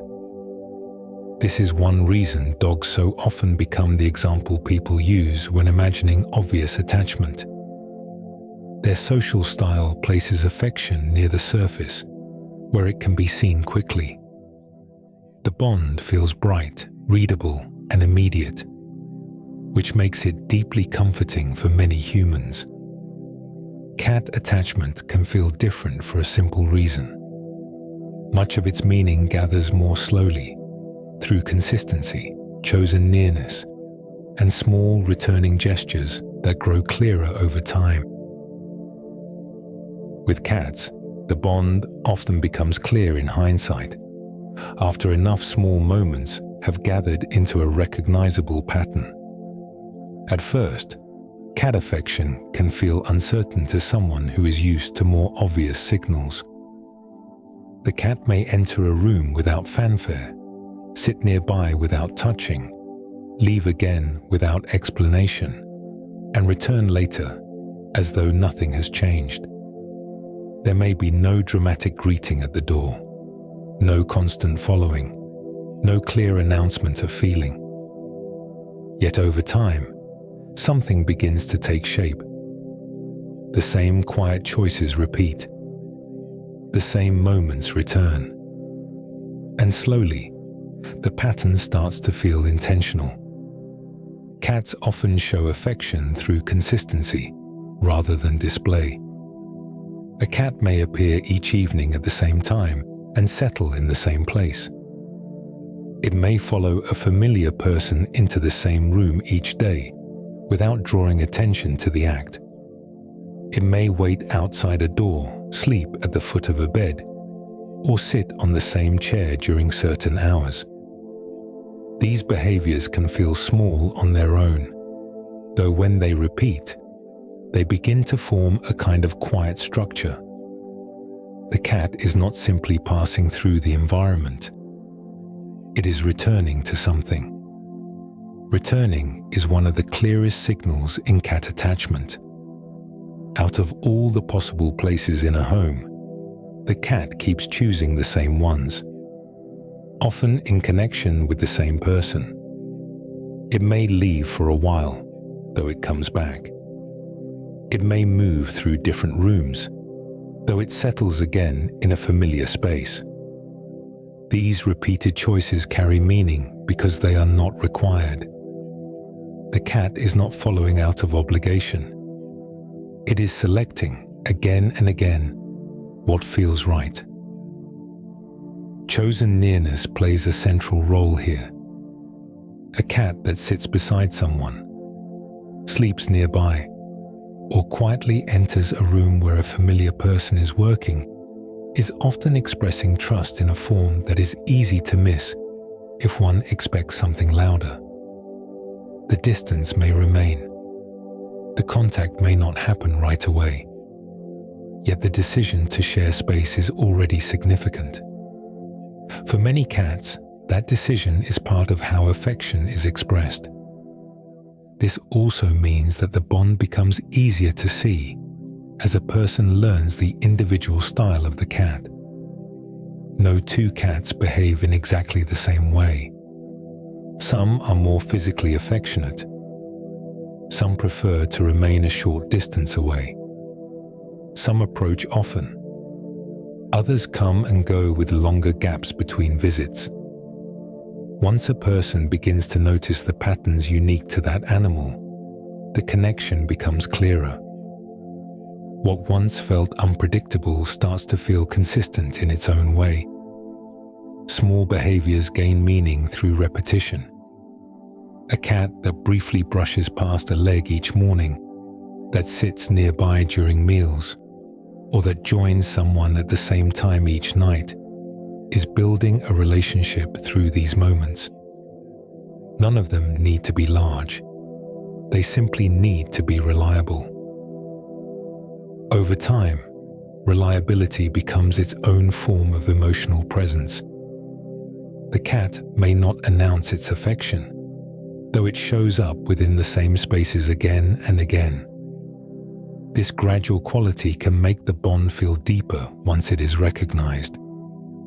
Because the signs are not always immediate, they often require attention and patience to notice. When they finally come into focus, they tend to feel personal. The person begins to understand not just that the cat is affectionate, but how it chooses to be affectionate. That understanding often strengthens the sense of connection. There is also a certain calmness in this style of attachment. The bond does not depend on constant interaction. It does not require continuous feedback. It grows through shared space, familiar routines, and the quiet agreement that being near one another is enough. This can make cat companionship feel steady and grounding, especially once its rhythm becomes familiar. At the same time, this slower expression can lead to misunderstanding. When affection does not match what someone expects, it is easy to assume it is not there. A cat may be seen as distant when it is simply expressing connection in a different way. The signals are present, though they require a different kind of attention to fully appreciate. And this is where human perception begins to shape the story, because what we notice and value often determines what we believe about the animals we live with. Much of what people believe about animal affection comes from what they are already prepared to notice. Human beings are very quick to read visible emotion. We notice excitement, movement, sound, direct attention, and clear response. These signals feel emotionally certain to us because they fit the way we often understand affection in our own lives. A being that runs to greet us, watches us closely, follows us openly, and responds in obvious ways is easy to experience as loving. The bond feels visible from the outside, and visibility carries a great deal of weight in human judgment. This is one reason energetic affection is often interpreted as stronger or more sincere. When a dog greets someone with excitement, the meaning seems immediately available. There is very little mystery in the moment.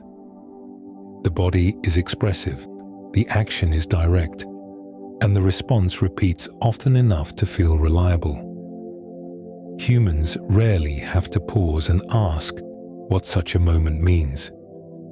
It arrives in a form we already know how to read. Subtle affection can be harder for people to trust at first, even when it is equally real. A cat sitting quietly nearby, returning to the same person each night, or choosing to rest in the same room may be showing a strong bond, though these signs can disappear into the background if someone is looking mainly for intensity. Human attention often moves toward what is bright, immediate, and unmistakable. Quieter forms of connection can be present for a long time before they are fully appreciated.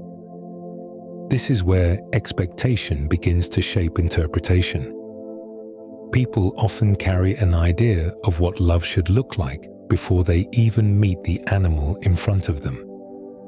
They may expect affection to be demonstrative, physically close, constant, and easy to identify. When an animal expresses attachment in a different way, the difference can be mistaken for absence. A cat who shows trust through chosen nearness and repeated return may be judged by a standard built around more outward forms of affection. Anthropomorphism plays a role here as well. Human beings naturally describe animals with human emotional language. We call one animal loyal, another distant, one loving, another aloof. These words can be helpful in a loose sense, though they also flatten complexity. They often reflect how the behavior feels to us more than what it means inside the animal's own social style. A dog may be called loyal, partly because its attachment is so visible. A cat may be called independent, partly because its affection is quieter and more selective. The labels reveal as much about human expectation as they do about the animals themselves. Cats are especially affected by this kind of projection because their social language often depends on timing, space, and understatement. They can be judged through standards that fit dogs or even human social behavior more naturally. A cat that leaves the room may be seen as rejecting company, even if it returns an hour later to sleep nearby. A cat that avoids constant handling may be seen as cold, even if it reliably waits by the door each evening or follows one person through the house in its own measured way. The pattern is there, though it asks for slower attention. Once a person slows down enough to see that pattern, the emotional picture often changes. Small behaviors begin to feel larger. Repeated choices become easier to recognize as meaningful. The cat that once seemed mysterious begins to feel consistent. The household starts to look less like a place where one animal loves clearly and the other loves faintly, and more like a place where two different languages of attachment are being spoken side by side. This shift in perception can be very gentle and very powerful. The human begins to adjust, not by forcing the animal into a familiar emotional shape, but by learning to see the shape that is already there. And when that happens, the quieter bond often becomes easier to trust. Because beneath all these signals, readings, and expectations lies something even deeper. At the base of lasting attachment is trust. And trust may be one of the strongest forces shaping how any bond grows over time. Some bonds announce themselves quickly. Others are built through repetition so gentle that the structure only becomes visible after many days have passed. Trust often grows in quiet ways. It gathers through familiar routines, steady care, and the feeling that life with someone is readable. An animal begins to learn what kind of voice will greet the morning, what kind of hands will prepare food, what footsteps mean calm movement through the house, and what presence tends to bring comfort rather than disruption. Over time, that steady familiarity becomes part of the bond itself. trust is rarely one dramatic moment. More often, it is the result of many ordinary moments that remain kind and consistent. Cats often seem especially sensitive to this kind of consistency because they pay such close attention to environment, timing, and tone. Repeated patterns can shape their sense of safety very strongly. A cat who knows where food appears, where quiet rest is possible, and which person moves gently through the home can begin to settle more deeply over time. The body learns that certain rooms, sounds, and people belong to a familiar rhythm. In that settled feeling, trust has room to grow. This is one reason cat attachment can feel so gradual and so meaningful once it becomes visible. A cat may begin by watching from a distance, then later choose to sit in the same room, then sleep on the same side of the bed, then approach more confidently during quiet hours. Each step may feel small on its own. Together, they form a clear movement toward closeness. Trust in cats often reveals itself through the shortening of distance, the softening of the body, and the growing comfort of repeated presence. Dogs deepen through repetition as well, though their style often makes the process easier to see in real time. Shared walks, familiar greetings, daily routines, and dependable interaction all help strengthen the bond. A dog that is fed, spoken to, guided, and included in the same steady way each day often begins to weave those patterns into its sense of security. The person becomes part of the dog's reliable world, and that reliability supports affection as well as calm. In dogs, trust may appear through readiness to follow, eagerness to remain near, or visible ease during daily life. The dog comes to expect that the human's presence leads somewhere familiar and safe. That expectation supports a kind of emotional steadiness. A dog who trusts may rest more easily, greet more openly, and move through the household with a sense of confidence in the shared rhythm of the day. Memory plays an important role in all of this. Animals do not live only in the present instant. Their responses are shaped by what has happened before.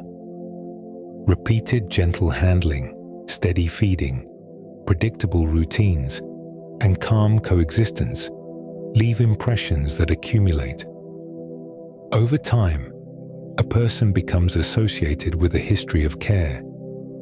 That history lives in the body and in behavior. The animal begins to respond to the person through the memory of many past moments gathered together. This helps explain why long familiarity can transform ordinary things into meaningful parts of the bond.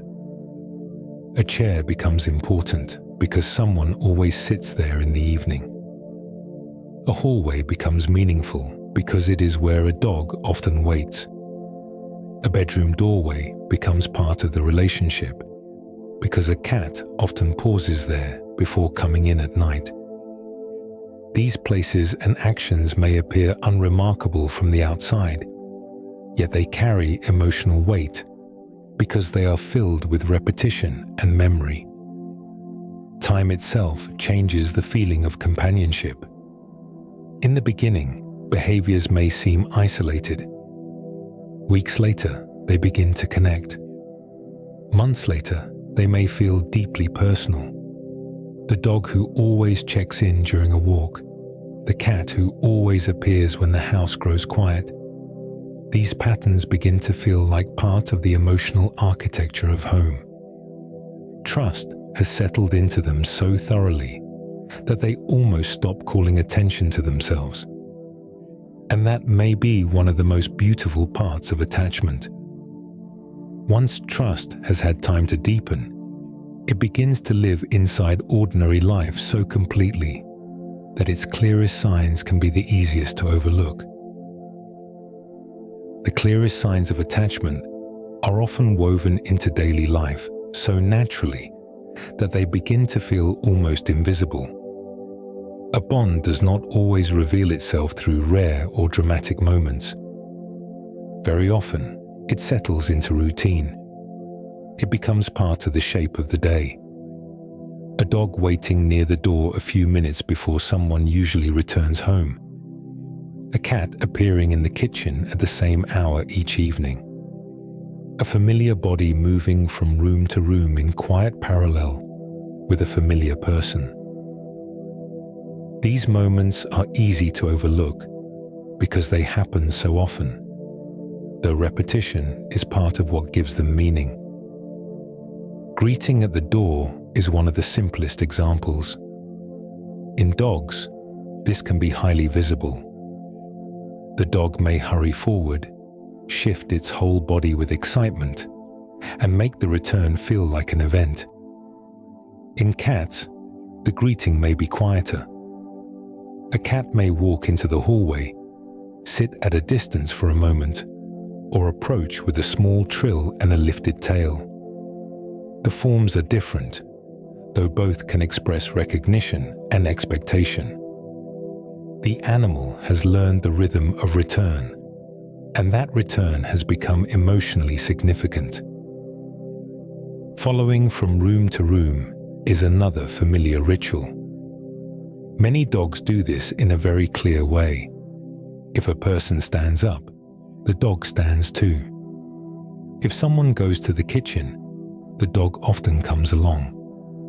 If a person moves upstairs, the dog may pause only briefly before following. This creates the feeling of a companion who wants to remain inside the movement of the household.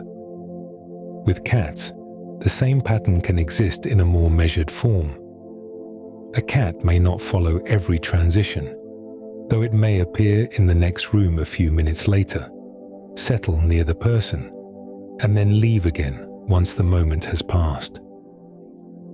Even this quieter form of following can reveal attention and social awareness. Resting nearby may be one of the most meaningful rituals of all. A dog lying on the floor while someone works at a desk. A cat sleeping on the opposite end of the couch during the evening. An animal choosing the same nearby place during meals or quiet hours. These moments reflect ease. Rest happens where safety is felt. An animal that chooses to relax in someone's presence is showing that the environment and the person within it have become part of a trusted setting. The closeness may be active at times and still at others, though the emotional meaning remains strong. Shared sleep spaces carry this even further. Sleep requires vulnerability. An animal that sleeps near a human is often showing a deep level of comfort with that person and with the environment they share. A dog stretched across the bedroom floor or curled near the bed, and a cat resting at the foot of the blanket or on a nearby chair are both participating in a ritual of trust. Over time, these sleeping arrangements can become so familiar that they begin to feel like part of the home itself, rather than signs of attachment, though in many ways, they are among the clearest signs there are. What makes these daily rituals so important is that they give the bond its lived shape. Attachment is not only a feeling hidden somewhere inside the animal. It becomes visible through repeated patterns. The dog who always waits by the front window around the same time each afternoon. The cat who joins the quiet part of the evening once the house settles down. The familiar pause outside a door. The regular choice of a certain chair, rug, or corner of the bed. These are the ways a relationship takes form over time. Ritual also creates mutual recognition. The human begins to expect the sound of pause in the hallway or the wait at the edge of the bed.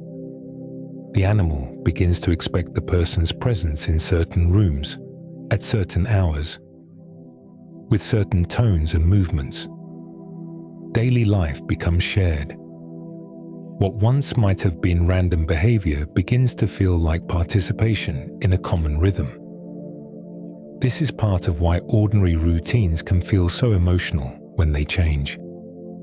Their meaning is easy to miss while they are happening, though once they are interrupted, their importance becomes much clearer. And that is where another side of attachment begins to show itself.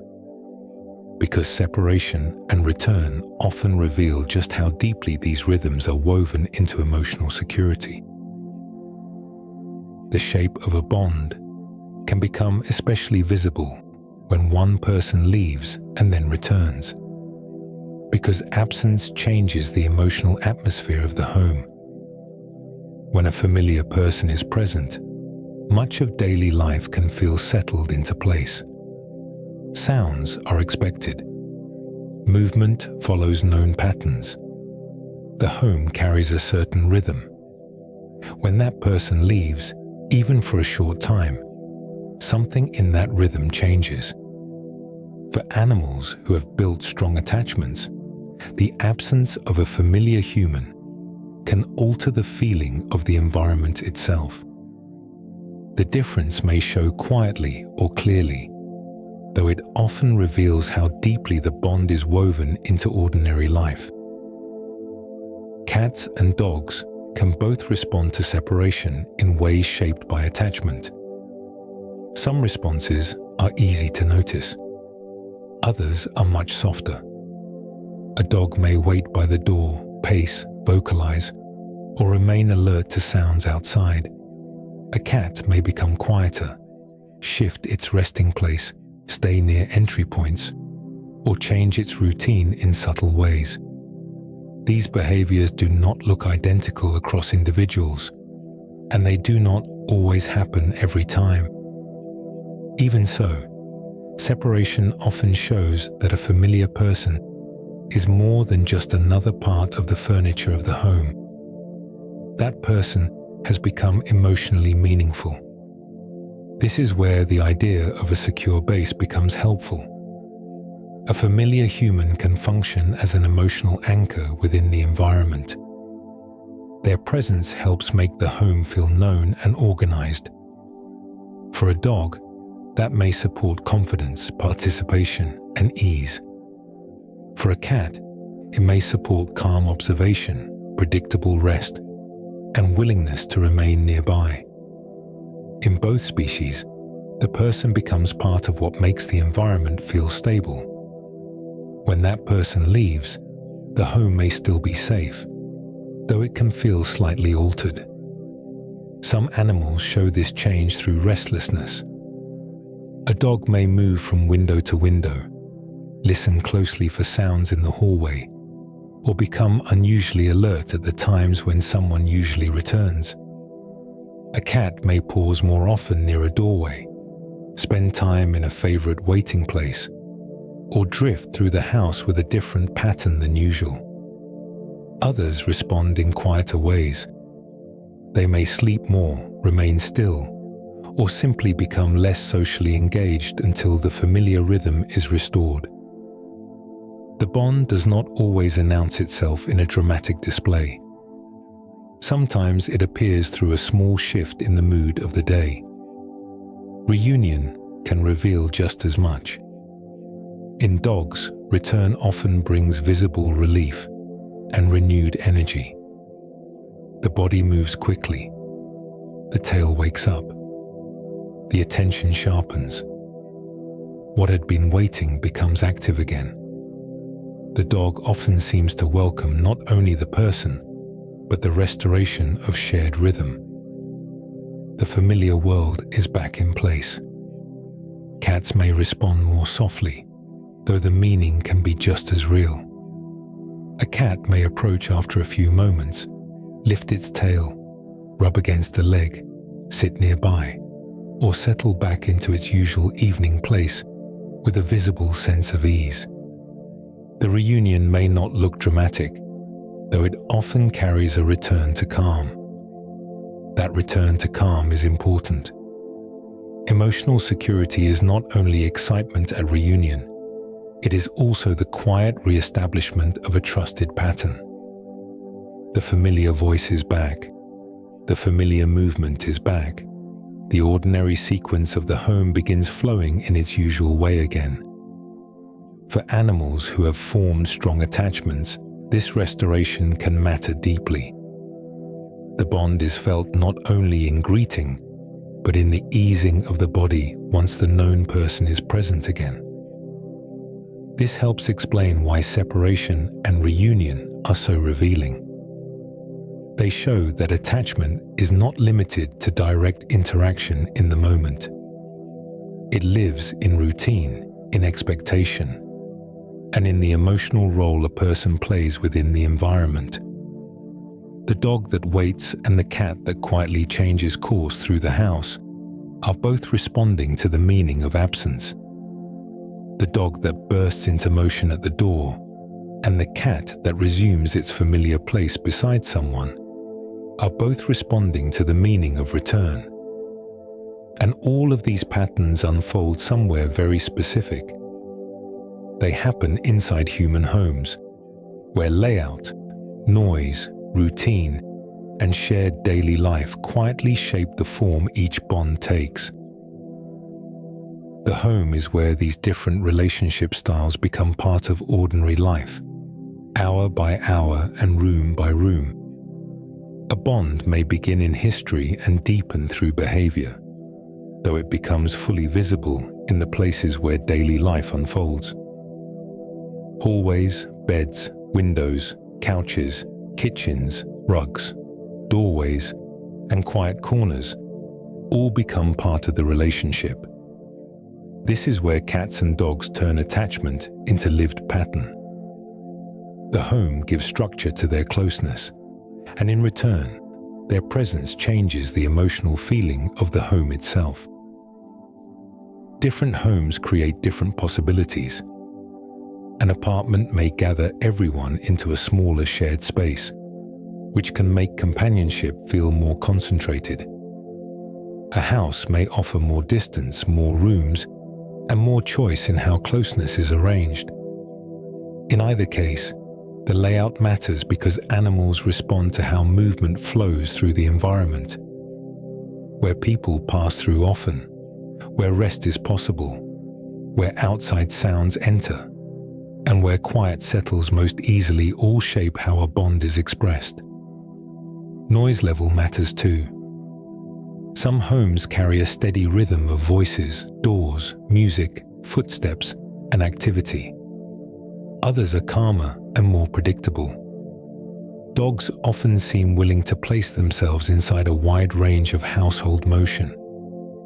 They may settle in high-traffic spaces, keep watch near the front of the home, or follow transitions from room to room with open interest. Their bond often becomes woven into activity itself, so the changing energy of the day is part of how they remain socially connected. Cats often respond to the home with a more mapped sense of place. Many seem to organize the environment into preferred routes, resting zones, lookout spots, and areas of retreat. A windowsill may become a place for observation. The edge of a bed may become an evening resting place. A hallway corner may become a pause point between rooms. A shelf, a chair, or the back of a couch may become a chosen perch from which human life can be watched calmly. These repeated choices help turn the home into a familiar emotional landscape. Routine gives even more meaning to that landscape. When the same people move through the same rooms at similar times each day, the environment becomes easier to predict. Dogs often integrate themselves into these routines in visible ways. They wait in the kitchen before meals, move toward the door before walks, settle near a desk during work hours, or shift closer when evening quiet begins. The dog often seems to enter the household schedule as though it is part of the rhythm itself. Cats may do something similar, though often through more selective timing. A cat may appear when the home finally grows still, when one particular person sits down, or when bedtime begins to approach. It may prefer certain rooms at certain hours and different resting places depending on light, temperature, or the level of activity around it. Through these patterns, the cat shows that attachment is not floating above the environment. It is tied closely to where comfort and familiarity live. Environmental stability can also affect how relaxed an animal feels. Predictable households often make it easier for both cats and dogs to settle into their bond. When movement, sound, and routine feel readable, the body can rest more fully. This makes attachment easier to express. A relaxed dog may lie openly in the center of household life. A relaxed cat may choose a more exposed resting place, remain in the same room longer, or approach with less hesitation. The environment and the relationship support one another. Over time, shared living turns space into relationship. A doorway becomes the place where a greeting happens. A couch becomes the place where evening companionship settles in. A bed becomes part of trust. A hallway becomes part of waiting. A window becomes part of watching the world together from inside. These places matter because repeated life has filled them with meaning. And by the time all of this is seen clearly, the larger picture begins to settle into view. Two animals, two histories, and two different yet complete ways of belonging beside us, each shaped by the home they share with the people they have come to know. By the end of this journey, the contrast between cats and dogs begins to feel less like a debate and more like a study in different forms of closeness. At the beginning, the difference can seem simple. Dogs often look more expressive. Cats often look more reserved. One appears to say everything right away. The other seems to hold something back. Yet after moving slowly through history, behavior, trust, and daily life, that early contrast begins to soften. What once looked like a sharp difference in emotional depth starts to feel more like a difference in emotional style. Dogs often express attachment in outward and highly readable ways. They greet with movement, watch with open attention, follow closely, and step into the rhythm of household life with visible enthusiasm. Their bond with humans often lives near the surface, where it can be felt quickly. People understand this style almost instantly because it fits so naturally with how we tend to read affection.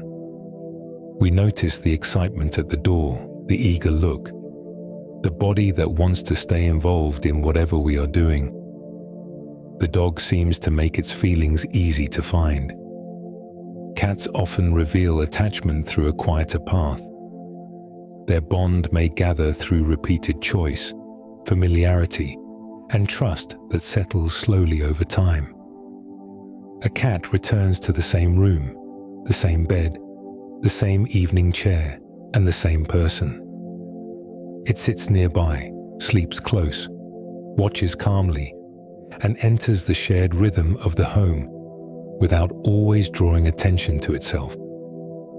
The affection is there, though it is often woven into softer gestures. Once those gestures are seen clearly, they begin to feel every bit as meaningful. This is what makes both bonds so interesting. Dogs and cats are not simply offering different amounts of closeness. They are offering different languages of closeness. One often feels immediate, active, and socially bright. The other often feels measured, selective, and quietly cumulative. One reaches outward often. The other returns steadily. Both are shaped by biology, by long histories beside humans, and by the daily routines that turn companionship into something lived and familiar. Human understanding grows when affection is seen in the form each animal naturally uses. The dog does not need to become quieter in order to be understood deeply. The cat does not need to become louder. Each begins to make more sense when viewed on its own terms. The dog's visible enthusiasm carries real emotional meaning. The cat's chosen nearness carries real emotional meaning too. Once those two styles are allowed to remain themselves, the relationship between people and animals begins to feel richer and more complete. In many homes, this understanding changes the atmosphere of companionship. The dog waiting by the door is no longer just energetic. The cat appearing each night at the foot of the bed is no longer just routine. These behaviors become easier to read as signs of belonging. The home begins to feel filled with small acts of recognition. A look from across the room, a body settling nearby, a familiar greeting, a return at the same quiet hour. These are the ways animals make a life around us. And perhaps that is one of the most comforting parts of all this. Love does not always arrive in the same shape. Sometimes it runs to meet you. Sometimes it sits beside you after the room grows still. Sometimes it follows you into the kitchen. Sometimes it waits until evening and then quietly takes its usual place nearby. The form changes, though the meaning can remain deep. So tonight, as you settle into your own thoughts, it may be worth thinking about the small ways animals choose us. The dog who watches for your return. The cat who reappears in your quiet moments. The familiar presence that turns a room into something warmer simply by being there. Over time, those small choices become part of the structure of home and part of the story of what it means to belong beside another living being.